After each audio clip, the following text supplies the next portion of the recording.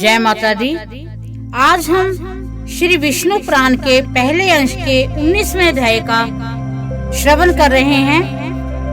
प्रहलाद कृत भगवत गुण वर्णन और प्रहलाद की रक्षा के लिए भगवान का सुदर्शन चक्र को भेजना। श्री पराशर जी ने कहा कि हिरण्यकशिपु ने कृत्या को भी विफल हुई सुन अपने पुत्र प्रहलाद को बुलाकर उनके इस प्रभाव का कारण पूछा।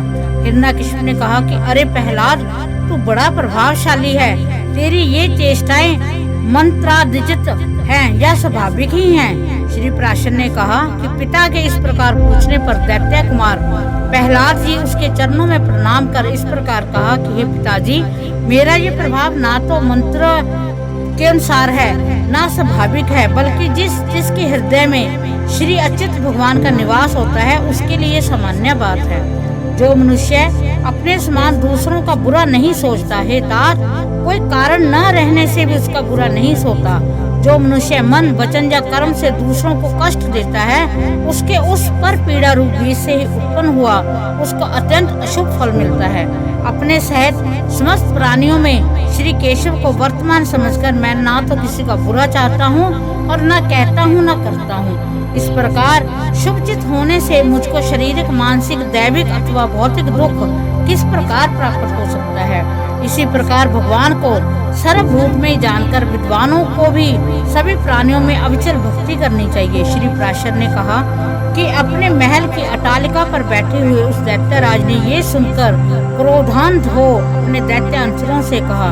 हिरण्यकशिपु ने कहा, ये बड़ा दुरात्मा है, इसे इस 100 योजन ऊंचे महल से गिरा दो, जिससे ये इस पर्वत के ऊपर गिरे और शिलाओं से इसके अंग अंग छिन्न छिन्न हो जाएं।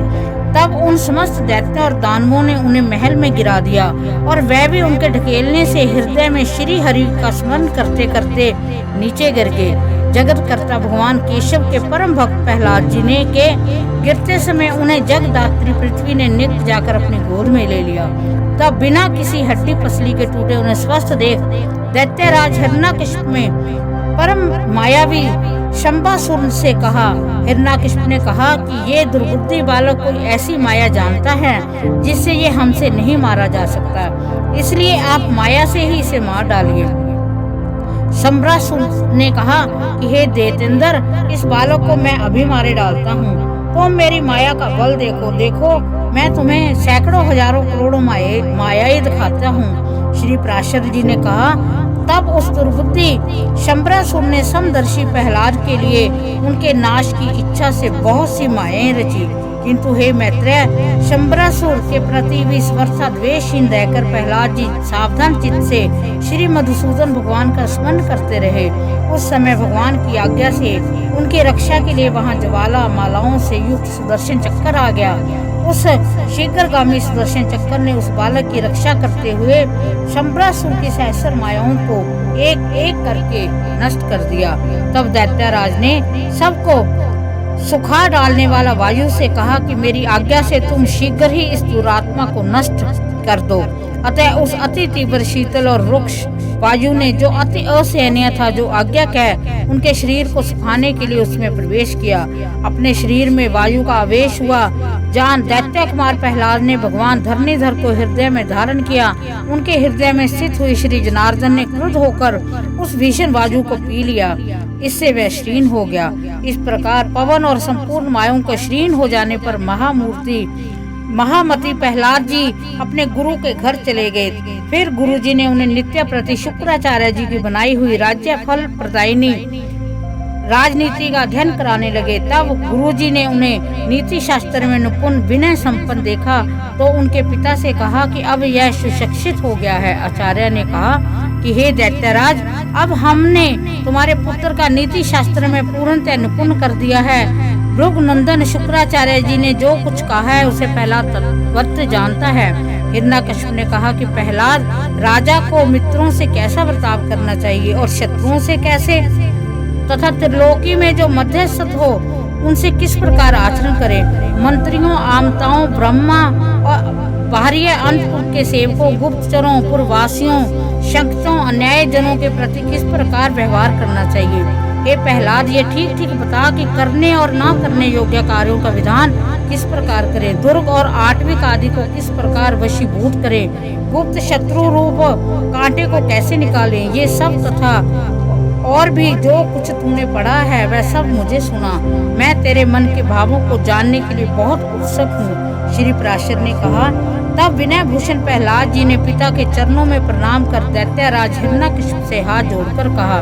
प्रहलाद जी ने कहा, पिताजी, इसमें संदेह नहीं, गुरु जी ने तो मुझे इन सभी विषयों की शिक्षा दी है, मैं उन्हें समझ भी गया हूँ, परंतु मेरा विचार है कि वे नीतियाँ अच्छी नहीं हैं। साम, दान और दंड और भेद, यह सब उपाय मित्रादि के साधने के लिए बतलाए गए हैं। किंतु पिताजी, आप क्रोध ना करें, मुझे तो कोई शत्रु मित्रादि दिखाई ही नहीं देते, और हे महाभाव, जब कोई साध्य ही नहीं है तो इन साधनों से लेना ही क्या है। हे तात, सर्वभूतात्मक जगन्नाथ जगन्मय परमात्मा गोविंद में भला शत्रु मित्र की बात ही कहाँ है।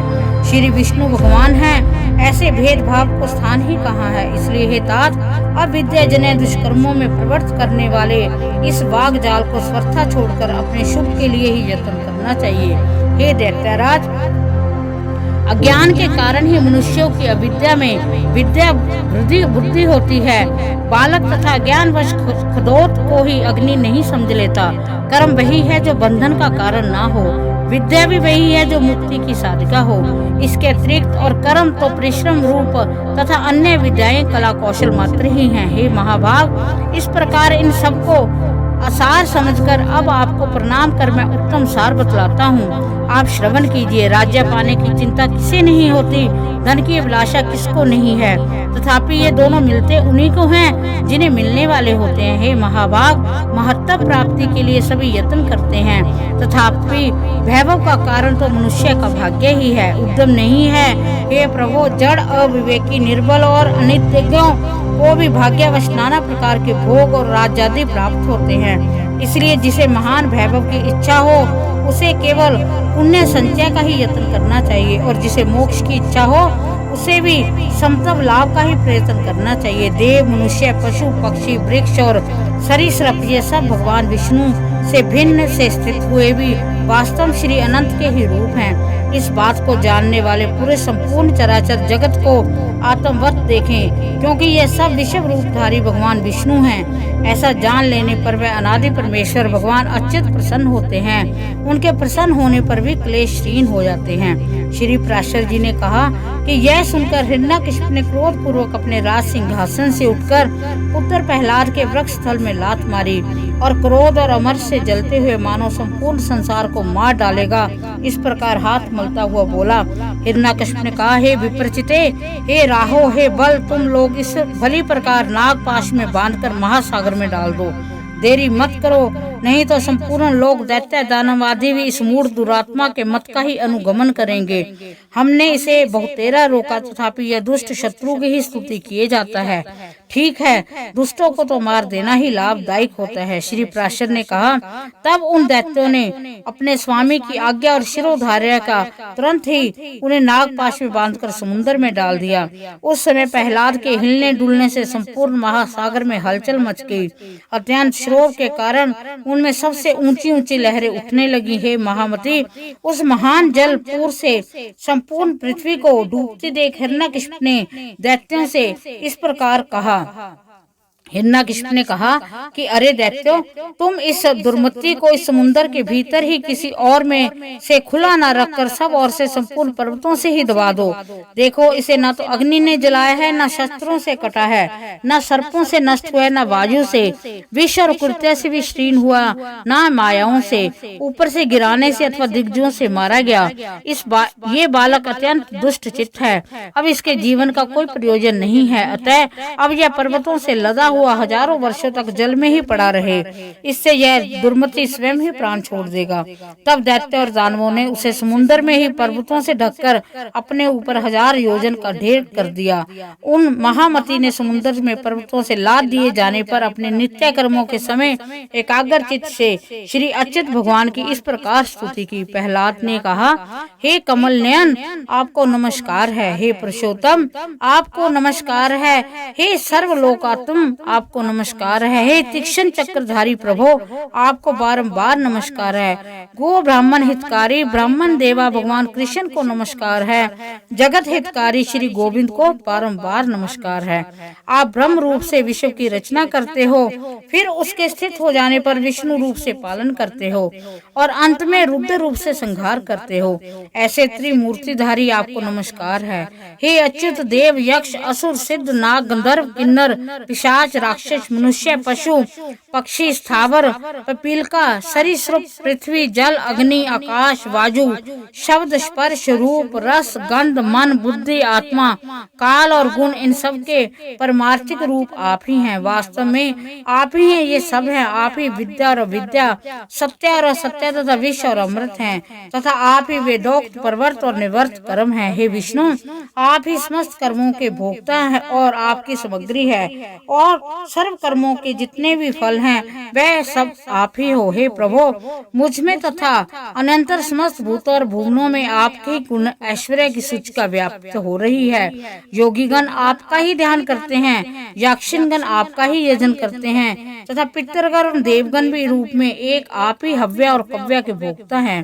हे ईश, यह निखल ब्राह्मण ही आपका स्थूल रूप है, उसमें सूक्ष्म ये संसार है, उससे भी सूक्ष्म ये भिन्न भिन्न रूपधारी समस्त प्राणी हैं। उनमें जो अंतरात्मा है वह और भी अत्यंत सूक्ष्म है, उससे भी परे जो सूक्ष्म आदि विशेषणों का अविषय आपका कोई अचित्य परमात्मा स्वरूप है, उन पुरुषोत्तम रूप आपको नमस्कार है। हे सर्वात्मा, समस्त भूतों में आपकी जो गुना आश्रय प्रशक्ति है, हे सुरेश्वर, उस नित्य स्वरूपनी को नमस्कार है, जो वाणी और मन के परे है, विशेषण रहित तथा ज्ञानियों के ज्ञान से परिच्छेद है। उस स्वतंत्रता प्राशक्ति की मैं वंदना करता हूँ। ओम। उन भगवान वासुदेव को मैं सदा नमस्कार करता हूँ, जिनसे अतिरिक्त और कोई वस्तु नहीं है, तथा जो स्वयं सबसे अतिरिक्त है, जिनका कोई भी नाम अथवा रूप नहीं है, अथवा जो अपनी सत्ता मात्र से ही उपलब्ध होते हैं, उन महात्मा को नमस्कार है, नमस्कार है, नमस्कार है। जिनके पर स्वरूप को न जानते हुए भी देवतागण उनके अवतार शरीरों का सम्यक अर्चन करते हैं, उन महात्मा को नमस्कार है। जो ईश्वर सबके अंतकरणों में स्थित होकर उनके शुभाशुभ कर्मों को देखते हैं, उन सर्वसाक्षी विश्व रूप परमेश्वर को मैं नमस्कार करता हूँ। जिनसे यह जगत सर्वथा अभिन्न है, उन श्री विष्णु भगवान को मैं नमस्कार है। वे जगत के आदि कारण योगियों के ध्येय और अभय हरि मुझ पर प्रसन्न हो, जिनसे यह संपूर्ण विश्व स्थित है, जिनमें सब उत्पन्न हुआ है, जो स्वयं सब कुछ तथा सबके आधार हैं, उन श्री विष्णु भगवान को नमस्कार है। उन्हें बारंबार नमस्कार है। भगवान अनंत सर्वगामी हैं, अतः वे ही मेरे रूप से स्थित हैं, इसलिए यह संपूर्ण जगत मुझ में ही हुआ है। मैं ही ये सब कुछ हूँ और मुझ सनातन में ही यह सब स्थित है। मैं ही अक्षय नित्य और आत्माधर परमात्मा हूँ, तथा मैं ही जगत के आदि और अंत में स्थित ब्रह्म संज्ञक परम पुरुष हूँ। इस प्रकार श्री विष्णु पुराण के पहले अंश का 19वें अध्याय का समापन होता है। भगवान विष्णु हम सब पर अपनी विशेष कृपा दर्शाएं। किसी को भी बहुत भारी संकट हो, जिसका कोई अंत नहीं हो रहा हो, तो वो इस विष्णु पुराण के 19वें अध्याय का श्रवण करें, तो भारी से भारी मुसीबत का भी हल हो सकता है। ओम नमो नारायण।